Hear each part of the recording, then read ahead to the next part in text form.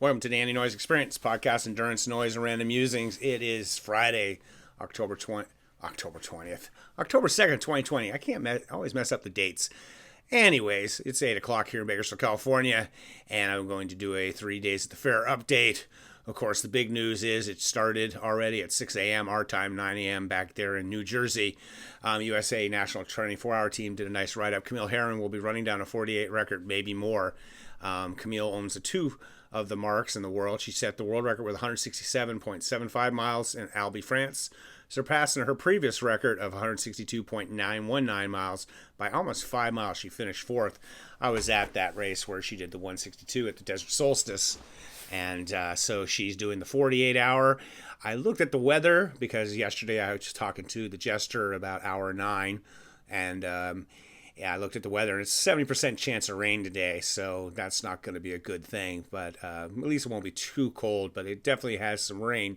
And so speaking of rain, the current record, women's 48-hour record, is by Traci Falbo, who did 242.349 miles, 11:53 per mile pace on June 2014, Anchorage, Alaska. And I was at that. That's kind of called the indoor record, but I don't know if they're keeping track.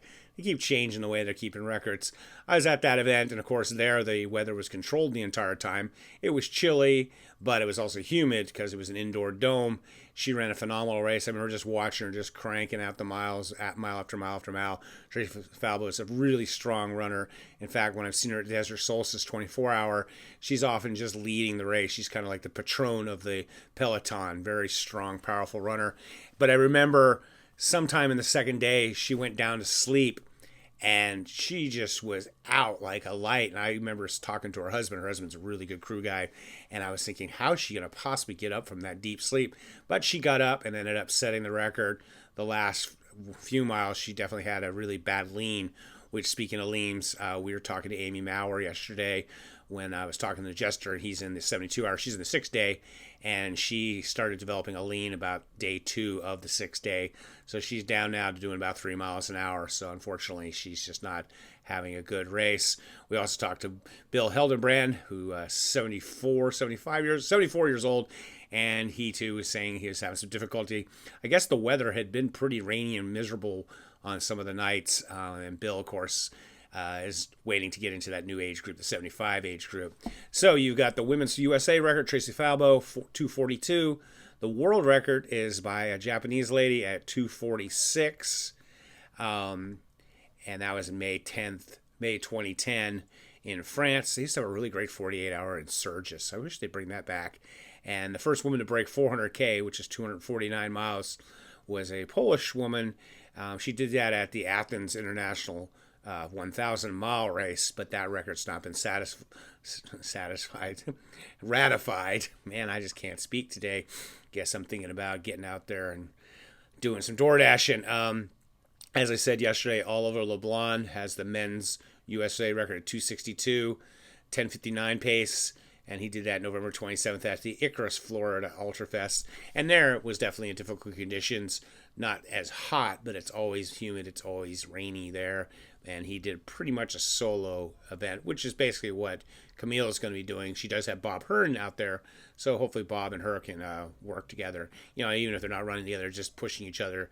And I can tell you of one, we were looking at the results yesterday, the 6-day race, Amy, and I forgot the guy's name, but we'll go into him in a minute. There was a lead. They were definitely racing for the first couple days. And Ed, right off the gun, there was like a half a dozen people in the 72, were just flying. Ed and the guy that was in the lead when he was there, like by a mile, they both did 50 miles in under 10 hours, so pretty phenomenal. So men's record is 262, the women's record is 242, and then of course the world record by Jonas Kuros, the road best is 269, and in a 48-hour event on the track, he did a phenomenal 294 miles. Wow, that's 9:47 pace. So those are kind of the stats. Speaking of the stats, we'll go back here to the excellent updates they have here. I wish they had the lap times that you could click on like Mike Melton, but you can't do that. But you got Amy Maurer. She is at 294 miles, getting close to the 300. They're in hour 99 of the 6th day. She last mile was 2:44, and she's averaging 20:02 pace. Second woman is 26-year-old Glenda Hernandez from Indianapolis, and she is at 2:46, and she last mile was 18:19, 21:45 average. And then Darlene Cressy from North Carolina is at 2:22, 19:01 was her last mile, and she's doing 26:29 pace. Down in the men's, Phil Eberts was really crushing it. He is now at 3:28, so he's a little off of 500-mile pace. You got to basically do 80 miles a day, 81, I think, or something like that. So his last mile, though, 9:11. Wow. And his average pace for the whole race is 17:56, so he is at hour 99. Be awesome to see him. I think he did take a break when I looked last when he got to like 300, so hopefully he got some sleep, and hopefully he's going to get out there. Jim Cook, 55, from Pennsylvania, is at 2:47. So he's in third place because the second woman is 2:46. Close race. He did his last mile 17:59, 23:49 average. And then Gary Ferguson, 65 years old, from Pennsylvania, is at 2:30. His last mile was 2016. So they keep rolling along. Our buddy Bill is at 153 miles. Looks like he took a bit of a break. And Marv Skagerberg from Colorado, the 82-year-old, he did the last mile in 20 flat, and he is at 110 miles and has moved into actually second from last. So he's moving up the field slowly but surely. Let's go scrolling down to the 72-hour race. In the women's race, Emmy Stoker got to 81 miles, and so her last mile was 18:57. And they're going into hour 30 of their race. Janice Reel is at 66 miles, and Olivia O'Neill is from Brooklyn, New York, and she's at 61 miles. The men's race, the Jester Ed is at 105 miles at the going into the 27th hour. His last mile was 16:41. He's under a 15-minute pace for overall.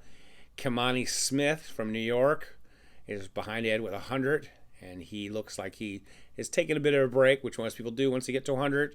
And Daniel O'Keefe from Newton, New Jersey, he is at 94, and his last mile was 16:48.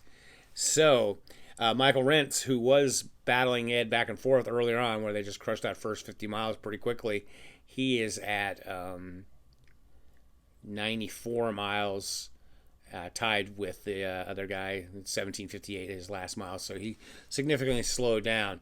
So that's the 72-hour. Then we go up to the big event, the main event, the 48-hour. Of course, they're only 2 hours in.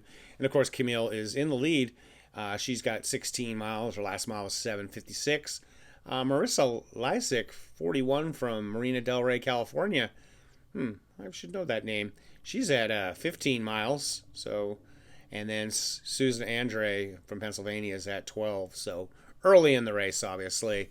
And then if we scroll down to the men's races, they've got it's kind of confusing. Ryan Jones guy, he started yesterday. He's at 26 hours, so he's at 116 miles. But the people who started today, Christopher DeLuca of New Jersey is at 15 miles. Brian Newfin is at 13 miles, and Bob Hearn is at 13 miles. And Bob will definitely be going for a record. Bob just did his last mile, 10:11. He's one of the people who should be doing quite well. And so that is kind of updates of the various races. The 6-day is at 99 hours. The 48-hour is in hour 3, just started hour 3, and the 72-hour race is at hour 27. So as always, stay healthy, be boring, not epic.